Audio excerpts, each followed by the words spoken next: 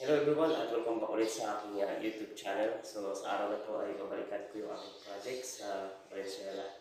So yung gagawin ko dun guys, yung sa doorbell na gagawan ko ng solusyon para maging maayos yung kanyang layout papunta doon sa doorbell din sa isang lamppost sa taas ng doorbell. Yung mga ganitong parang guys ay uh, inaayos natin yung mga nakikita natin na mga layout na hindi naging okay noong unang gawa. Kaya ngayong tayo ang sumalo, kung tayo ang nakahawak nitong project ay inaayos natin para sa susunod yung mga gagawa ay hindi na mahirapan kung kailangan i-rewire yung bahagi na yon, kasi nga napakahalaga na kagaya nitong layout na sa labas ay nare-rewire siya at maayos yung pagkalagay ng pipe. So yun lang guys. Samahan niyo ako at paki-subscribe po sa aking channel sa mga bagong nakakakita po nito. Maraming salamat po sa inyong suporta. Guys, dito guys sa site at ito yung mga gagawin ko. Ayun nung nakaraan, dito yung kubo na nahukay natin. Yan. Nasintro ko kaagad nung naghukay ako, hinahanap ko yung abang dito. Yan yung pumailalim. Yan gagawin ko dyan para madala ko doon na maayos. Hukayin ko sa part na to dito. Yan, pag nahukay dito yan, dudugtungan ko yan tubo papunta doon dito sa kilikili nitong poste. Then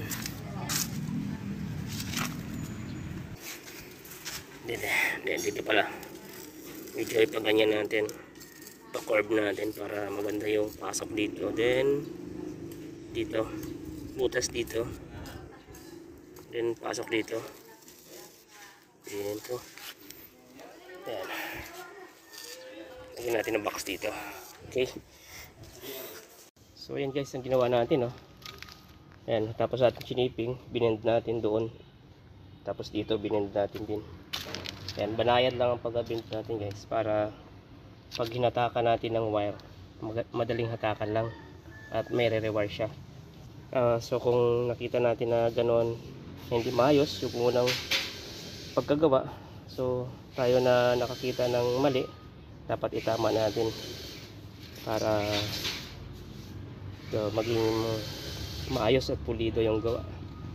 Kasi nga kahit sabihin natin na hindi naman sa atin to, pero trabaho kasi natin to guys, parang sa atin na rin to, kasi sa atin din ang balik niyan kapag nagkaroon ng problema bandang huli. Dito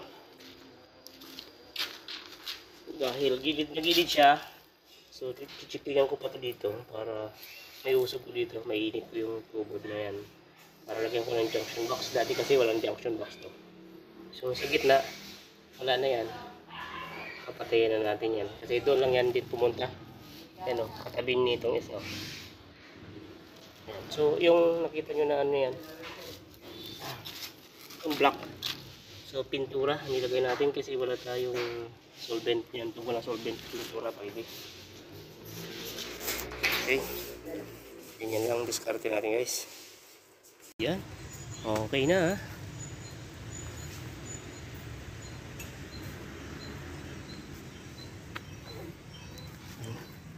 lagyan lang natin ng takip dito para pag kapakan nila hindi lulubog.